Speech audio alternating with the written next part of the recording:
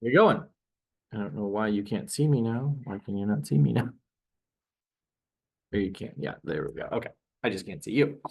All right. So thanks guys for coming. It's not I don't have a huge agenda of any kind, so I guess it's really questions that you guys have run into in different situations because I know this market has actually become very crazy with different situations. I feel like everybody is being mean to one another as opposed to helping each other get through a transaction. We're seeing deals still falling apart. So guess I would say, what questions, what's up, Cerise?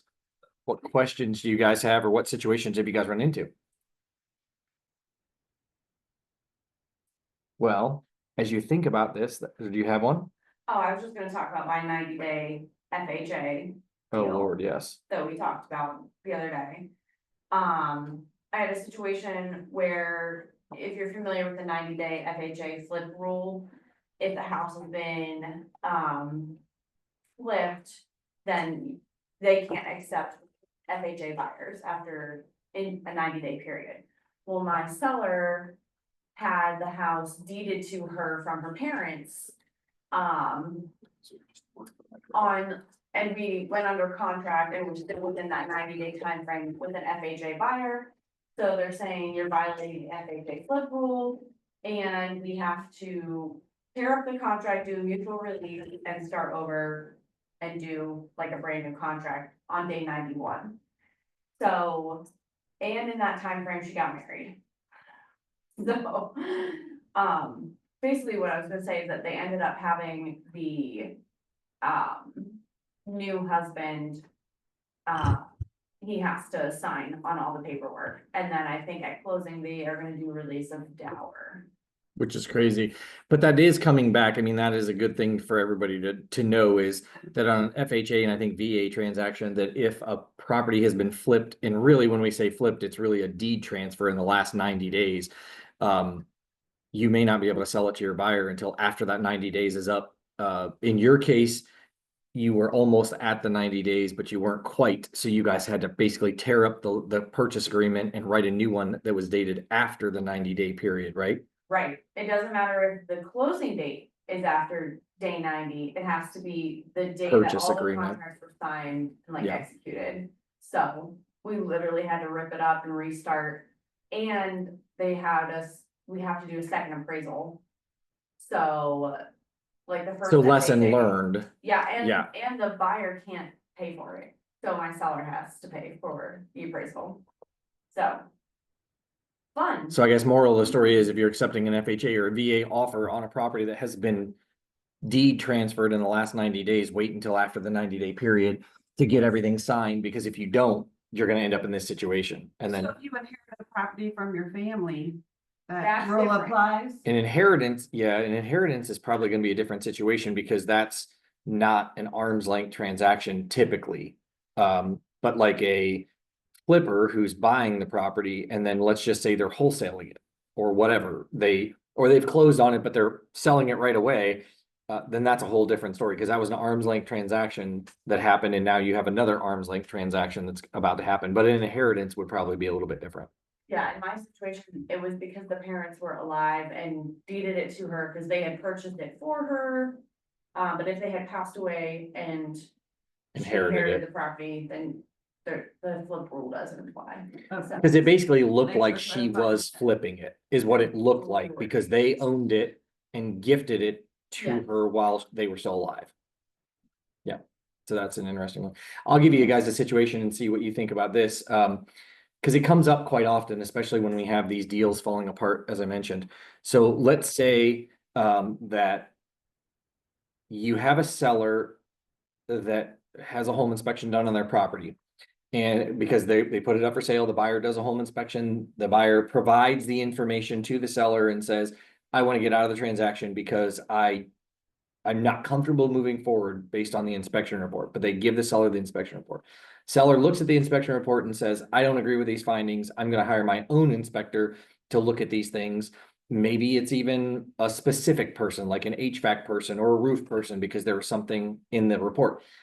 And that contradicts whatever the home inspector said. Now, what do? Doesn't the buyer still have the right to back out? No, the buyer did. The first buyer, they backed out. So I am the buyer. I paid for a home inspection on Zerese's listing. I backed out. I sent Zerese all of my information in the report that I was purchasing.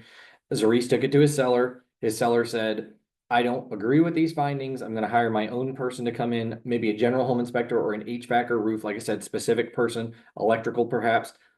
They come in and their report contradicts what the home inspector said. But I still have the property actively listed for sale, but the buyer has backed out. What do I do as the listing agent? I think you have to present both to Hmm. the Mhm, next yeah. buyer and say like, here's what I know, get your own inspector and do whatever. So that's correct. In that situation, you do not, nor does the seller get to choose to say, oh, I'll just say that here's the new report. I'm discarding the old one that I disagree with. Legally, the seller is supposed to provide both reports, allow the buyer to make the decision on whether or not they believe the specialist or the other person, or we're good. We're just using this computer and the microphone because we couldn't get the camera set up. So it's fine. Yeah, we're good, I think, at this point. As long as everybody can hear me online, so we're good. So anyway, that's exactly right. You would provide both reports, and then the buyer would get to choose whether they believe whichever one. And or you would also say, thanks, Brittany, you would also say that sometimes the seller will say to you, I don't want you to give the other report. That's where you get into a really bad situation as the listing agent, because you now have knowledge of both reports and you have to provide that information. So we just recently had a seller who said, I don't want to disclose that there's water in the basement. I don't want to put that on there because I dispute that there is. I have owned this property for, it was only a few months. They were flipping it and they said, I've never seen water in the basement. But during the home inspection that they had and the buyer backed out, there was water in the basement because we had some torrential rains. And they said, that has never happened. I'm not disclosing it. That's a problem. Have to. It has happened. But because the owner didn't see the water in the basement, they are claiming that, and it had never happened before, they weren't going to disclose it. So you always want to over disclose everything is what I guess I would say. Sometimes sellers don't want to, but you have to. And so never just allow a seller to say, oh, well, I'm going to hold on to the bad report and not share it, but here's the good report. And what I always like to do, if I have a listing of my own and the buyer has performed and backed out a home inspection, if I have those reports and pages, I tell the seller that I'm going to provide it upon us getting an offer, and I send it via dot loop. So there's electronic record of it to the buyer's agent. That way I am safe, and I always request, if they will, for the buyer to sign that report so that they can see it. Not all agents will do that, but also some sellers will say, I don't want you to do that, but you have to.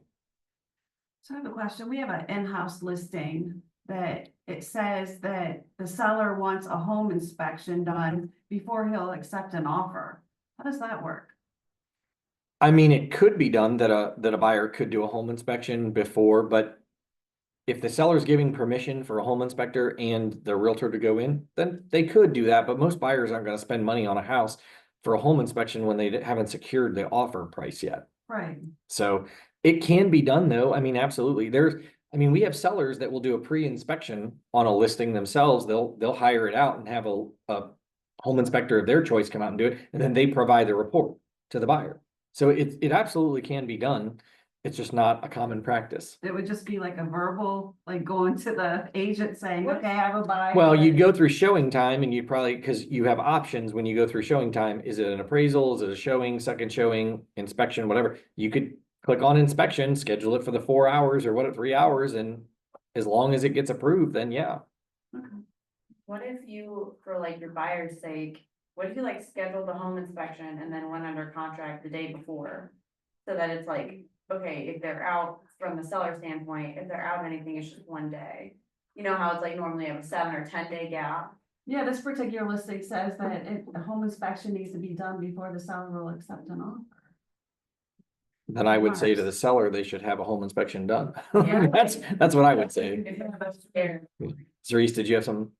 I was gonna ask, like, I've seen before where, like a seller might require, like there's a point of sale. Mhm. And the seller is saying like the buyer has to pay for it, like they're not willing to cover it, so like how does that work and how do you go about like negotiating? So believe it or not, our listing agreement and most of the listing agreements out there say that the seller is going to have the POS or point of sale performed once we go under contract.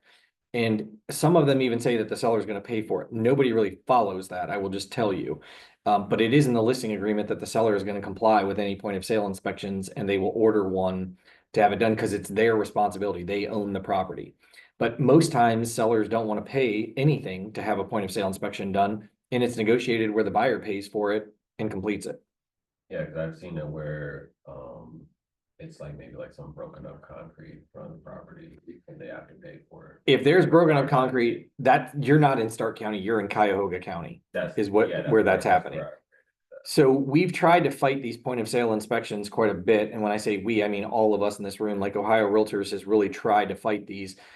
In Stark and Summit County, we just have septic and well. Septic is required in Stark County, well and septic is required in Summit County.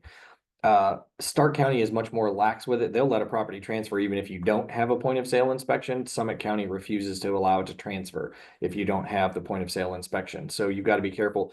And I know that because we made an offer, this was years ago, but we made an offer on a property, one of my buyers, and we waived all of the inspections to get our offer accepted, right? And then I sent in the exemption form to Summit County to say, we want to be exempt from these POS. And they said, absolutely not. That's not an exemption reason. So Cuyahoga County, though, is a whole different story. They will go out and you're absolutely right. They will inspect almost all aspects of the property.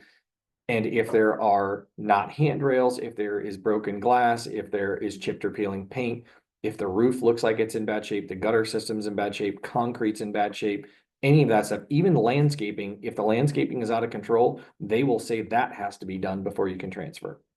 So, On like every sale? Or just like FHA? Not all, I've noticed like not all of them I don't require a sell point there. of sale, so I'm kind of confused about like which areas actually do. Isn't it like by city? Like It's a West lot of City times by is- city. And the thing about Cleveland is like technically Cleveland, East Cleveland, like all of these are different All the cities. little technically. suburbs. of- Yeah, not so little, you but go big. into Rocky River is technically a different city than Old Brooklyn. So this is what I would say though.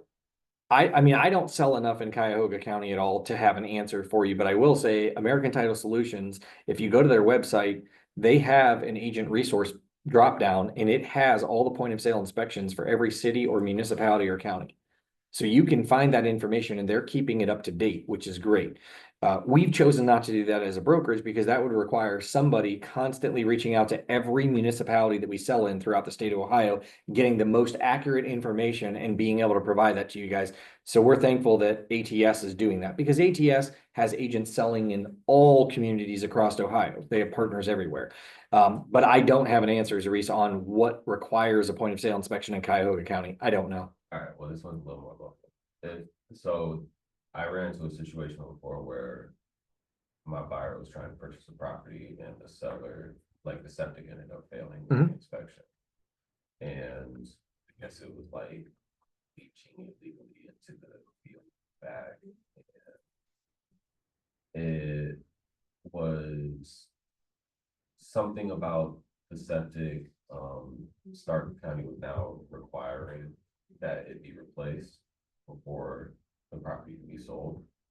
And then like the seller didn't have the money to do it, and there wasn't any equity or because they had only owned it like 2 years. Yeah, so for the people on Zoom, I don't know if you could hear Zarisa, I'm just gonna kind of repeat what he said, but basically, in Stark County, there was a point of sale inspection on a septic system, and unfortunately, the seller didn't have any funds or equity to replace the septic system.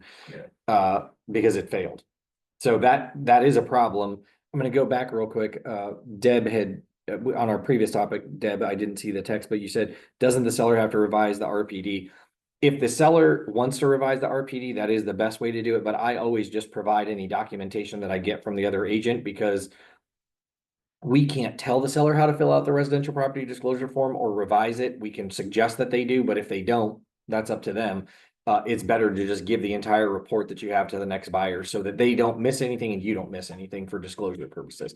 But in your situations, Reese, where you're talking about a seller doesn't have the equity or anything, unfortunately, it's their property. I mean, whether the buyer moves forward with buying it or not, the seller is going to be required to make repairs from the county septic, or I'm sorry, the county health department.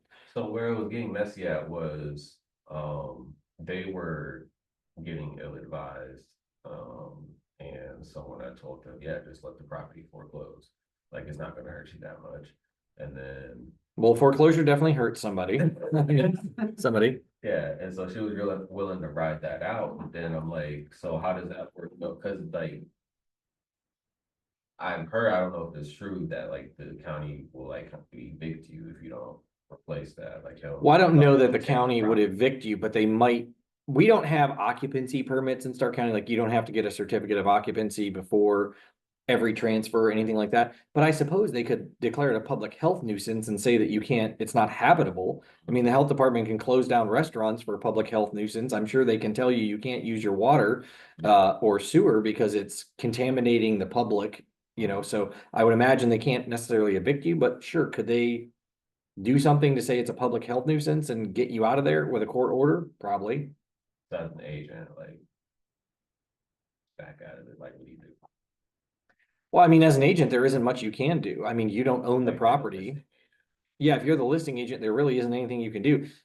All of our inspection reports for the health department are online. It's public record. So whether you're doing anything or not, or the seller is, that is now public record and we can all look at it. So I don't think there is anything you can do except for tell the seller.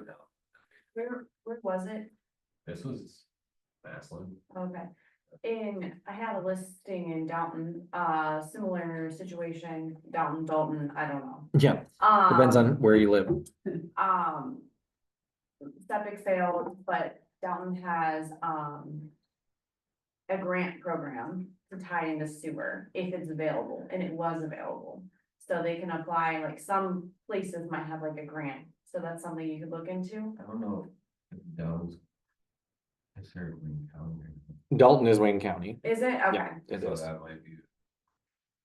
yeah. But Stark there- I County- think It just depends on where you're at, there might be grants. I've had this, I've had. I would call the health department because they would probably know of any grants or sources available to help in that situation. I've had the city of Worcester, like, they kind of got in the middle of my deal because the inspector that was sent out, I don't know if that seller had owned multiple properties or something, but one of the first things the inspector said when he got there was, oh, the seller didn't like me because I failed him before multiple times, like, okay, so there's something going on there.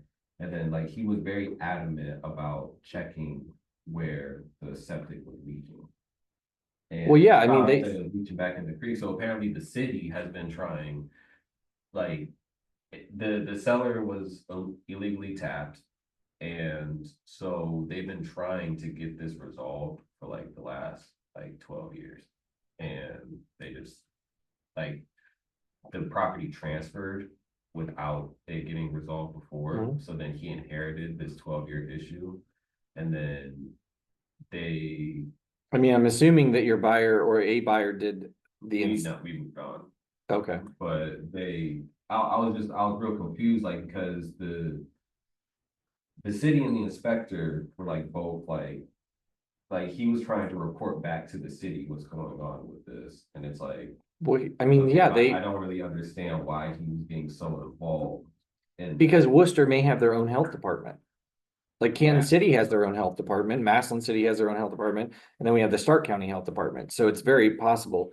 Deb saying Wayne County doesn't require well and septic for point of sale inspections. That stinks.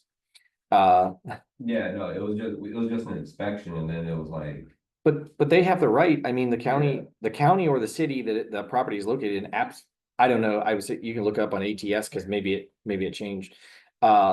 But they have the right, I mean, they're the health department and they are there to protect the public, the general public, so they absolutely have a right to get involved. I think we weren't sure if it had a septic. I think that's why we had to like have them in the first place, because we're like, we have no idea where it's at. Like, Well- there wasn't anything out there, and then that's when we found out that, like, yeah, there's one there, but it's like running underground across the street, going into the creek.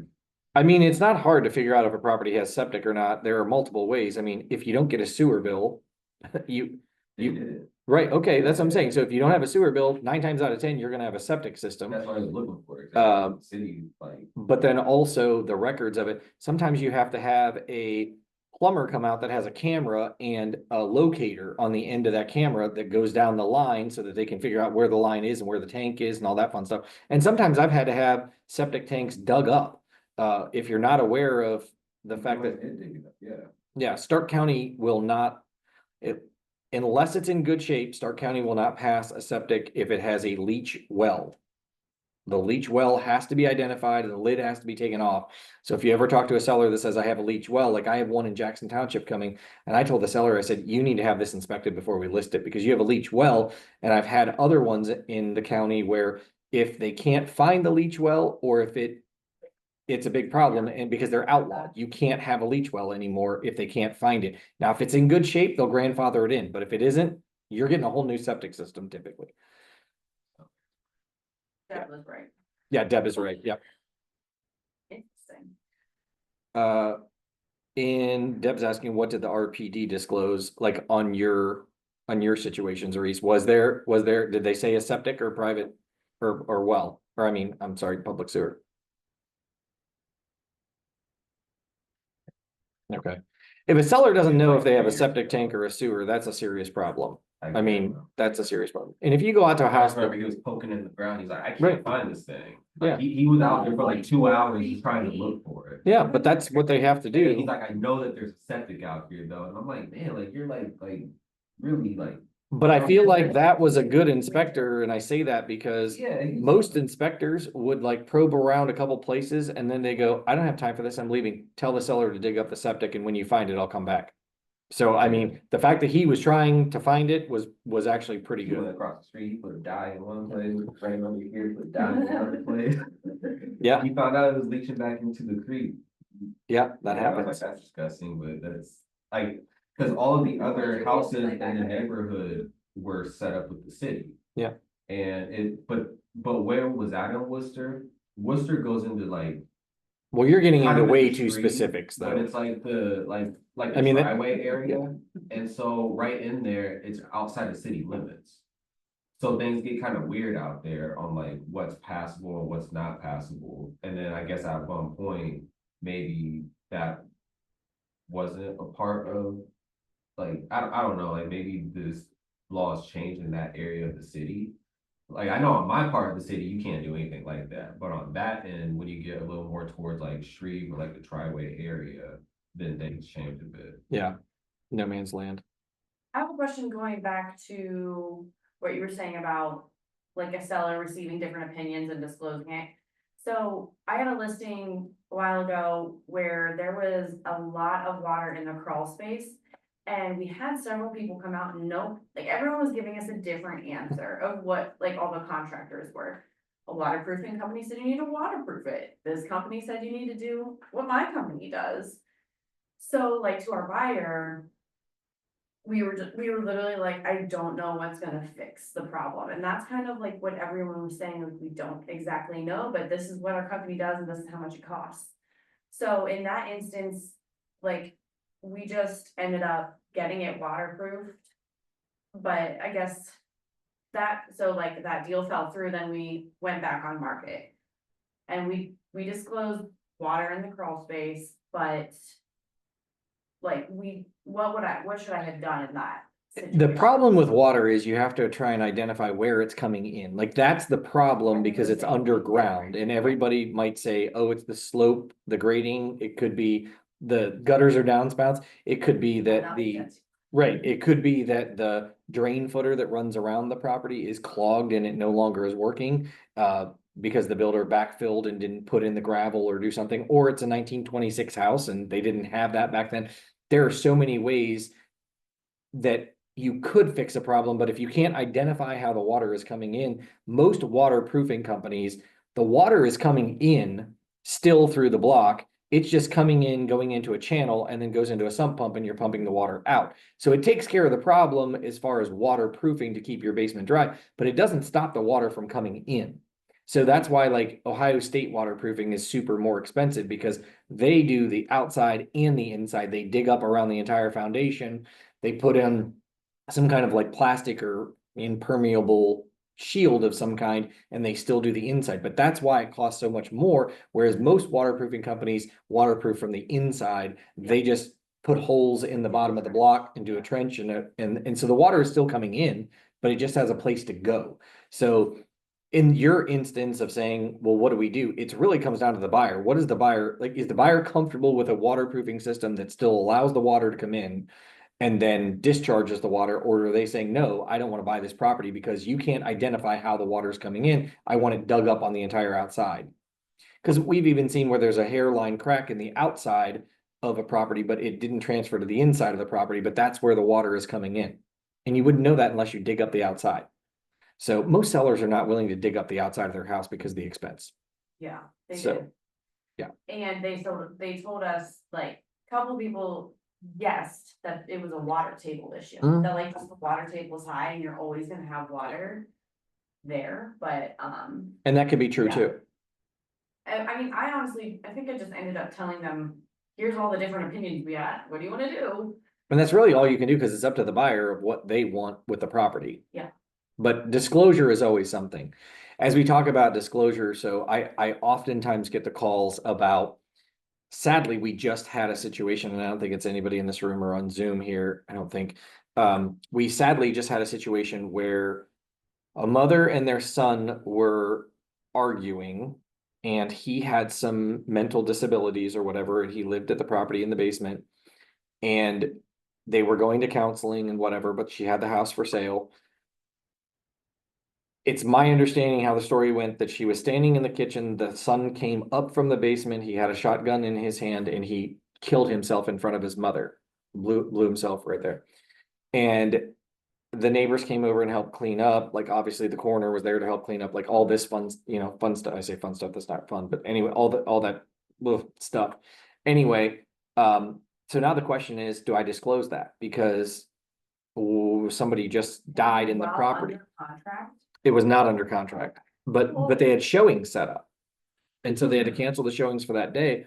But the agent was concerned, actually, it was a Shervinic agent. The agent was concerned because the seller, the mother said, go ahead and keep showing the property the very next day. And she's thinking, wouldn't you need like some mental downtime? Like, should I take the house off the market a little bit? And the mother said, I don't want to be here. I need this thing sold as soon as possible. So I don't want to be here. So the question was, do I disclose what just happened? And my answer was yes. It's stigmatized now. You don't have to put it out there publicly, but the neighbors know what happened. They're gonna run over and say something.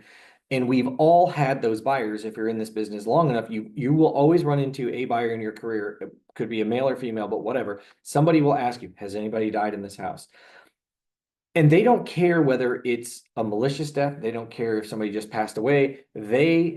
They just want to know, and perhaps they won't buy a property if they know somebody passed away in it. And so I always say, when you talk about disclosure, the answer is, if a buyer could ever come back and say, I would have never bought this property because of X, whatever X is, that is probably a legal reason that we could get, not we, but the seller could get sued, or we could get sued for not disclosing something. So like in that case, if you had somebody that was very sensitive to death, or maybe they had a similar experience, and somebody close to them committed suicide, and now they've bought this house, and now they've realized somebody committed suicide in this spot, and they don't want to live here anymore, they would probably have a very good excuse to take the seller to court for non-disclosure and make them buy the house back or something. So I just say to you, even though suicide and most deaths are not required to be disclosed, it is a great idea to disclose them when you receive an offer on the property to that agent in writing through email. That way you're not putting it out there publicly in the broker remarks, you're not putting it out there publicly in the public remarks, and you don't have some kind of disclosure in the MLS that is a handwritten note or something like that. So I told her to disclose it, and she did. But what if the seller says that's my confidential information, like? well, don't disclose it? that's a problem. Yeah, Then I feel like you're contacting an attorney. yeah, well, yeah, I mean, really, at that point, you have to decide as the agent, do you want to do business with the seller? Because they're asking you to do something that really violates. If you knew it, and let's say, for example, in your case, let's just say that you listed a property, you know for a fact that there is there was a death in the house and it was a gunshot or whatever, right? And you choose to go along with your seller and not disclose it. But later the buyer buys the house, they move in, the neighbors come over and they start talking and they disclose that there was this. The buyer gets freaked out and says, I can't live in this house. Hires an attorney and calls and says, guaranteed, Caitlin, you're getting involved in that lawsuit because they know that we have E&O insurance. And most of our E&O times we settle before it ever goes to court because it's cheaper, sadly. And I say this, like I talk to our attorney on a regular basis, it seems anymore. And I said to her the one time, I'm like, what a justice system this is. And I said, this is crazy. And she goes, Rich, we don't have a justice system in this country. We have a legal system in this country. There is no justice most of the time. And that's a very profound statement to me, but it's a very true statement. When she said it, it hit me and I was like, no, that's true. Because we settle on more things than we do litigate because of the cost of it. And we just kind of roll over and say, well, no, we're not guilty, but we're willing to settle just so that we can stop this madness. So I would say to you, always disclose. And whenever you have a seller that says, I'm not willing to disclose it, and you know that you have to, you just need to say, I'm sorry, but I don't think we can work together. I do not believe that we're able to work together because I have a duty to disclose it and you're telling me I can't do it. Because I've even had agents that will call me and say, Rich, oh my gosh, I had that house listed. I know there's something about the basement and the water or a death or whatever. And what can I do about that? The seller, it doesn't have it on the property disclosure form and they have a different agent. The answer is nothing. I mean, you have no obligation once you're no longer the listing agent to disclose that. Now, you could disclose it to your buyer if you're writing on the property or your buyer wants to see it. But if you interfere with that sale by calling that other agent and saying, did you know about this? And you harm the sale of that house, the seller could sue us. I'm not saying it's right, but it's possible. So you know, sadly, you kind of have to keep your nose clean even when you want to do the right thing and disclose something. You kind of just have to stay out of it. But we have had that a lot. We had one where there was somebody hang themselves in a property and then they said, should I disclose that? Yes. Very early in my career, I had one in Alliance that I was showing these buyers the property. They wanted to write on it. We wrote the offer up. Somehow they must have Googled it or done a search or whatever they did, Yahooed it before there was Google. And yeah, ask Jeeves. Oh my gosh, I forgot about that. They called me and they're like, did you know that there was a death in the garage of that house and somebody was rolled up in a carpet and carried out and thrown in a trunk? And like, there was a whole story in the paper about this house. And I was like, I'm so sorry. No, there's nothing on the disclosure and I don't live in Alliance. I knew nothing about it. And they were like, well, we don't care. We're still going to buy the house. We just didn't know if you knew that or, you know, whatever. I didn't know it. They were okay with it. Most people would be like, I'm not buying that house. It's stigmatized, right? They would. Yeah, they were like, oh, it's just the garage. It's fine. But I would be weirded out by that.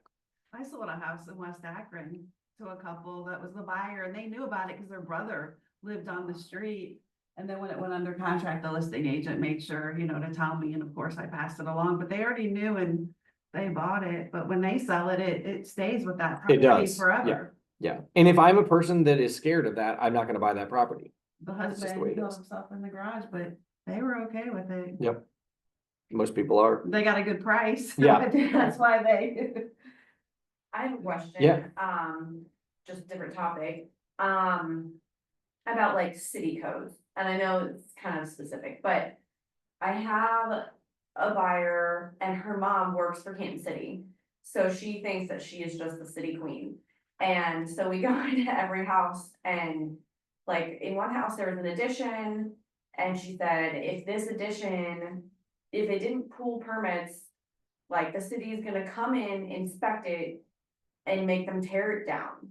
Or like she was even going on about like a retaining wall outside. She's like, the city will make you tear it down. She's watched too much HGTV in California is what it is. But she works for the city, so I don't wanna tell her like, well, you're wrong. Because I I wouldn't- don't know nothing. I wouldn't say that she's wrong, and I'm not saying myself that she's wrong. What I would ask her though is, do you have any cases that you can give me that is true? Do you have any properties that I could verify that information? I'm not saying that you're wrong.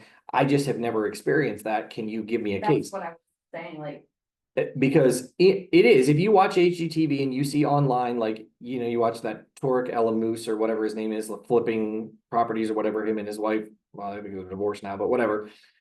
They would say the same thing. Oh, this wasn't permitted. The city's going to make us tear it down or whatever. I have never seen that happen in our area, ever.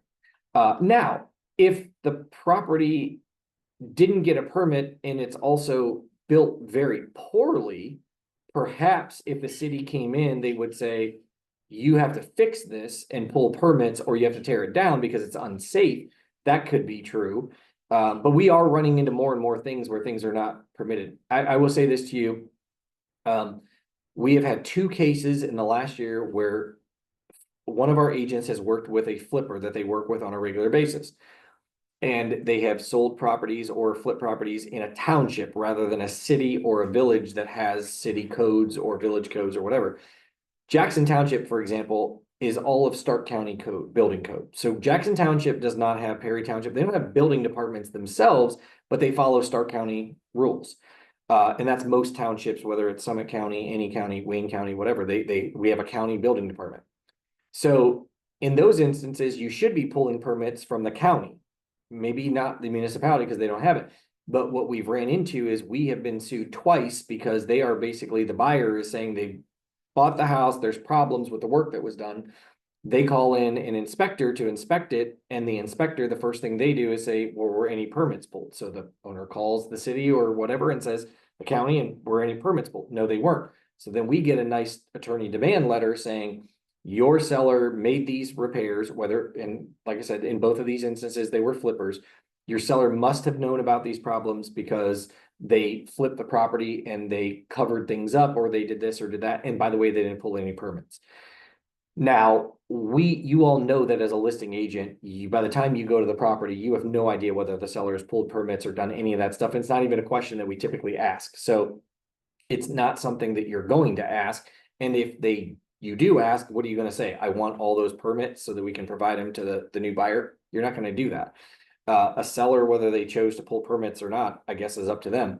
But we have seen that problem. So I would just say to you, when you're working with investors or you're working with homeowners, you can ask the question, but there's really not anything we can do if they haven't pulled a permit. So I don't even advise you asking it, but if you wanted to, I suppose you could. But permitting, I've never seen anybody tear something down because it wasn't permitted. My question is like, is the city, like, unless the city is alerted, is the city just out there looking for like, No, but I think oh, this addition is illegal? No, when but it's I- already been up. No, but I think with drones these days and the satellite imagery that we have, counties and cities and municipalities are getting better because they want their tax dollars. And so therefore, if there's an addition on a property or something built without a permit, they absolutely can find it very easily when they do, every 2 years or every year, whatever, they do a flyover of the property and they have that information. It's just like the insurance companies now. I don't know if any of you guys have run into this yet, but we have insurance companies that are doing drones over top of people's properties that they insure. And some of our homeowners are getting letters saying, hey, you have moss or discoloration on your roof. We're going to drop you if you don't replace the roof or if you don't have that fixed. So we are seeing an awful lot of that happening lately. Like, what are they typically doing? I'm sorry? What are they typically like flying over? Like certain time? Well, they can even use satellite imagery, like Google Earth, for example. They can zoom in. So if Google Earth, let's say in March of this year, happened to take an overhead photo of that particular block, then you zoom in on it. And if it looks like the roof has discoloration on it, or they see a dilapidated fence or broken windows, anything that they can see without driving out to the property, and they're calling and sending a letter rather to the homeowner saying, hey, you have to fix these things. We've seen plenty of sellers that have been told that they're going to get dropped by their insurance company because of it. When I say the drone thing, there are insurance agents that most oftentimes when you get an insurance policy, if you're at a decent company, I would say, at least in my experience, the agent always at least drives out to the property and takes a few photos of it. I know State Farm requires that if I buy an investment property, I have to take all 4 sides photos of the property. It has to show the electric utility entrance cable. It has to have clear pictures of what the roof looks like and the siding. In fact, I just purchased one and they said there was a piece of siding coming off like up close to the top. It just needed nailed back in, like it was nothing big. And they said, well, you need to take care of that. And also it had fence. I bought it at a foreclosure. It had fence laying up against the siding. And they said, you have to get all of that away because it's a fire hazard. And it's like, yeah, I understand that, but I'm just purchasing it. And they also wanted the entrance cable because I'm sure you've all seen where the entrance cable, if it's not in conduit, unfortunately, after a few years of being beat in the sun, 20, 30 years or whatever, it starts to fray and then water can get in it and then gets in your electric panel. So it can cause a fire. It is also a serious safety hazard, of course, with water and electric together. So anyway, so insurance companies are dropping people constantly anymore. Or we're also finding that if a roof is over 10 years old, homeowners insurance isn't going to cover. They will say, no, your roof is too old. We won't even insure you. And this is like for the structures, right? Like, Yeah, for the structures, whether it's roof, or whether it's garage, whether it's house, doesn't matter. Yeah, it's absolutely. like even my shed. A shed is a personal property building, so I don't know that they would do it for that, but I'm surprised they're doing it on houses. I'm sorry, but I'm just surprised, if a house has a little bit of moss on it or discoloration of a roof or it's less than 10 years old or whatever, and they're still saying, well, yeah, you have to get a new roof or get something fixed before we'll insure the property. So, things like that are still things that you want to disclose if your seller is aware of, that they had their roof fixed or whatever. They should still disclose all that information. So trying to think of some other things that we've ran into lately. I mean, ask questions if you have them. Anybody on Zoom have any questions? Another one You that- do? Good. Yeah, people have- Caitlin, yeah, go ahead. I had not situation, but experience recently where, a buyer is interested in 10 acres of land. Mhm. And there's a creek that ran through like the back half of it. So, it's just, vacant land. But the buyer is like, well, I wanna like buy it, hang on to it for 5, 10 years, maybe build down the road. But I don't know if my insurance company would require flood insurance because it said, like the listing said, the insurance company may or may not require flood insurance, which was like probably the right thing to say, Mhm. just depending on where you put the house. So like to my buyer, I just said, look, you're gonna want to talk to an insurance person. But then I've had situations in the past where even if the insurance says, well, this part of the property is a flood zone, but the house is not in the flood zone, the lender still required There's an overlay. flood insurance. Mhm. So like, if you're gonna build in 10 years, it's literally like, I can't tell you the future of what your future lender would require with flood. Well, you also can't tell them what the FEMA maps, when they update the FEMA maps, which are the flood maps of how they're going to change, because they do change Yeah, every few years. But in your case, what I would say is, and what I've suggested this to people is, I understand it's all one parcel. And in my experience as well, I have seen where it could be 5 acres away in the back that there's a flood zone. We're building a house up here, but the lender requires flood insurance because the parcel is in a flood zone. So I've said, well, check with if you are in a position that you can pay cash or refinance or do whatever, add that as a different parcel, have it resurveyed, pay for a new legal description, pay for a new survey, a new map to be done, and now you've broken it into 2 or 3 parcels or whatever. So the parcel you're building your house on is not in the flood zone, but that parcel's in a flood zone. Now, I don't know that you can always do that because you have to have the financial resources and ability to get all that done. But if that is an option and the lender wouldn't require it, that's what I would say. Yeah. Because otherwise, I've seen that same thing. My aunt had a house down in Minerva. I mean, the creek rose quite a bit, but her house was like 200 feet away from it. It never came up that far in all the years, and they still required the flood insurance. yeah. I So, had that situation in a different property where like it was 2 parcels and they were like this. And like this parcel was in the flood zone, but like this one was up on the hill. yeah, And they're like, no, flood insurance. that's interesting. It was wild. Yeah. Lenders have overlays. They are absolutely allowed to add anything that they want, even though you may not be required, because we all know flood insurance isn't required, but the lender can make it be required. Yep. Yeah, and it's like unless you're building your house cash, Right. your insurance company still might require They it. could, You can shop around. you can shop around, Yeah, and flood insurance is not cheap. no, it kills all the deals. It typically kills kills all a the deal. That's right. And here's one of the other things I would say is, when a buyer is paying cash for a house, you should always look on the auditor site or realist to see what flood zone that property is in, because if a survey is not required because the lender's not requiring it, and the buyer doesn't realize or the seller doesn't realize it's in a flood zone, I have almost closed on houses, not myself, but for my clients have almost closed, and we've realized it's in a 500-year or 100-year flood zone, and then they're like, nope, never mind, and the seller didn't put it on the disclosure. So even though they're paying cash, we're always thinking we're protected because you have a survey being done, you have an appraisal being done, you think that those are all going to protect you. You have a lender that's looking at it, title work and stuff like that. But if you have a buyer that says I'm paying cash and I also don't want title insurance or whatever, not that title insurance would cover the flood zone, but let's just hypothetically say you have a buyer that says I want to close in 15 days, I don't want insurance, title insurance or anything, just buy the property, and you as the agent don't even take the time to find out that it's in a flood zone and they don't know it and the seller didn't disclose it, you could be just as guilty as the listing agent or the seller because you didn't disclose it.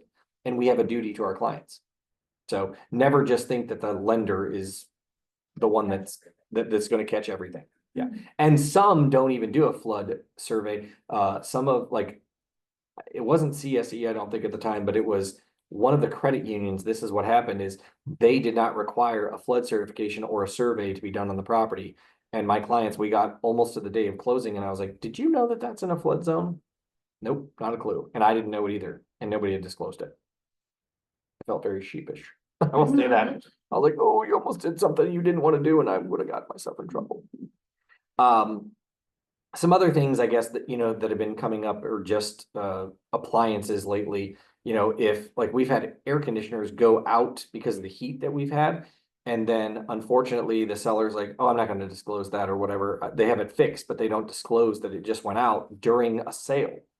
And then it goes out after closing, and somehow miraculously, wouldn't you know that that buyer calls that exact same HVAC company and they're like, oh, we were just out here.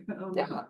And so, you should be having the conversations with your sellers that during the time that your house is on the market and or under contract, if something happens, it's not only your obligation to fix it, but you need to disclose it to the buyer and probably provide the documentation because we've seen that too.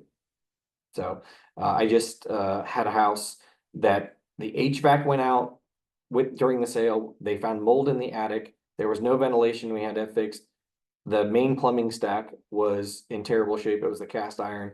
And it ended up costing these sellers almost $8,000 in order to get all these repairs done, which they did not have. So I had to front the money and get paid back at closing because the plumbing bill alone was $6,500. Yeah. And we disclosed The everything. agent, or were you the buyer? No, I was the agent. Wow. So you put the money up? Yeah, because I That was like, nice of you. yeah, because I knew that they had to sell and they were going to sell, and we just did a quick thing that said, I'll pay for it, but Oh, they're it gonna was pay me your back at closing. It was my seller. Yeah. And you'll find that you have to do that. And I didn't mind because I'll put it on my credit card and take the points, and then they pay, at closing, I get the money back and pay off my credit card. So I was okay with that. But the seller didn't have the money, and if they had had another agent, then they probably couldn't have sold the house because unless people were going to get paid at closing, which the 3 plumbing companies we interviewed, none of them were willing to get paid at closing when you're talking about $6,500 sum. So I would also say to you, in this market where things are a little bit different, if you have the ability or the means to help a seller, yeah, of course, you're taking a risk, but if you're that agent that's able to help, I will say, now this gentleman, they will. I mean, this gentleman I know is in his 80s and his wife is in her 70s. So they are not going to buy anything, but I can tell you right now, they're going to recommend me to every person that they know if they hear the word realtor. So yeah.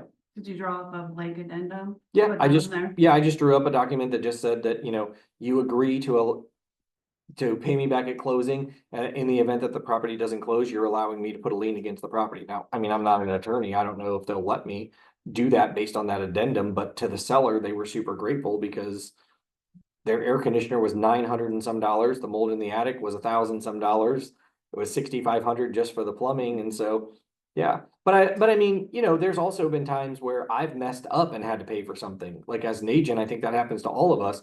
I mean, I've paid for washers and dryers. I've paid for refrigerators. I've done things. I remember very specifically, there was a seller the one time, they just bought a brand new refrigerator and they said the refrigerator's not staying with the property. We excluded it on the listing agreement. I excluded it in the MLS, didn't exclude it on the purchase agreement. So guess what was conveying? The refrigerator. The buyer showed up to get possession. The refrigerator is missing. I get a call. I call the seller and they're like, don't you remember us having that conversation? Oh, yes, I do. Thank you so much. Never mind. Don't worry about it. Called the buyer's agent back and said, oh, by the way, it looks like I'm paying for a refrigerator. Let them go pick out, one or whatever up to this amount and I'll pay for it because What else are you gonna do? That similar thing like happened to me where, I excluded the MLS, but on the purchase agreement, I missed it. Yep. But they were like speed queens and Maytag, and so she wanted me to replace it with a brand new speed queen. You're out of your mind. It's a 10-year-old speed queen. I'm not gonna replace it with a brand new one. I mean, and that's the problem is, I replace it with a used one. That's what yeah, you want. and that's okay. Or like I'll give you like we put up like money to get them a new one, but like I'm like, it's gonna be this amount, you're not gonna rob me, and that's what it's gonna be, because that's the value. I matched it with the value of what a used speed queen is, Yeah. like $500. And if you can get away with that, great. I mean, but I'm also the person that's like, I would have agreed with you. I would have done the same thing if I could get away with it. But if somebody was like, no, if you don't buy me a new one, I'm gonna take you to court. I'm gonna tell you right now that we have a $5,000 deductible for your E&O insurance. Well, a speed queen's not gonna cost me $5,000, so I'll happily pay the 1,200 or whatever it costs, as opposed to going to court. Not paying for a brand new speed. Yeah. They're trying to rob me. They're about to get a 10-year-old speed queen, and now you want a brand new one? But in fairness, we all make mistakes, and it's how you correct your mistakes. We're only human. You're gonna make mistakes. It's just what happens. Same exact model, but it will be from Facebook Marketplace. And we'll make sure it If you works. find a speed queen on Marketplace. It was $500. Oh, you did find one? Yeah, I That's did. That's how I knew the That's- matching. yeah. So I'm like, well, that's what I'll do, because I matched it with multiple models and they were all around the same, like $500. Some a little less, some up to like 600. But those were It all happens. $500. Sellers take washers and dryers and refrigerators that they shouldn't take, even when it's in the purchase agreement. And I will say, we always get that call. What can we do? There isn't much you can do. I mean, we've tried to get sellers to bring back a washer and dryer. That doesn't always happen. Or give a credit, but that doesn't always happen either. I mean, the agent is no longer here, so I can say this, but he was a seller before he was an agent here, and he was very difficult to deal with as the seller. He left the property and left a bunch of crap in the property and refused to pay for a dumpster or for anybody to come clean it out. The agents that he was working with that were here, because he was not an agent yet, ended up paying for the dumpster because they felt that was the right thing to do, and they went over and helped the other agent who helped pay for it too, and they got everything out. Well, then when that person decided they were going to become an agent here, and I was like, oh boy. Well, they didn't stay around real long. They're no longer in the business, but it's like kind of what goes around comes around. So you always should try and do the right thing if you can do it, is what I would say. But not oftentimes do you always get that opportunity, because sometimes agents will just say, absolutely not, I'm not doing it.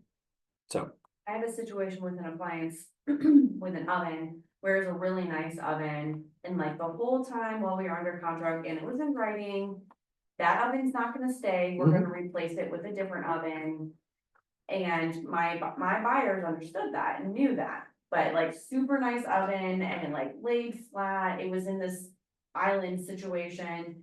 And then they replaced it with this janker, and it stuck out of the island or whatever, and my buyer's like, it's dirty, it's disgusting, it works, but it's like, they literally got it for free, or Yeah. it was in their garage or something.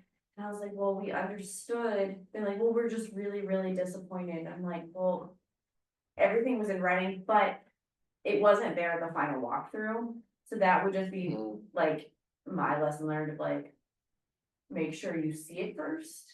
But I ended up still like sending them a gift card Yeah. because I felt really bad about it. And then there was other things that like they were disappointed about, but it's like, I can't solve all your problems. well, and that's the thing is, I mean, really in those instances from like, might you learn from that to say, if you're taking that stove, rather than you replacing the stove as the seller, we would like a $500 credit, we'll buy a used stove or something like that, or we have to sign off on the stove or something. Yeah. You could do that in the future. It doesn't always happen, because sellers are not always the most amicable with everything, but it can happen.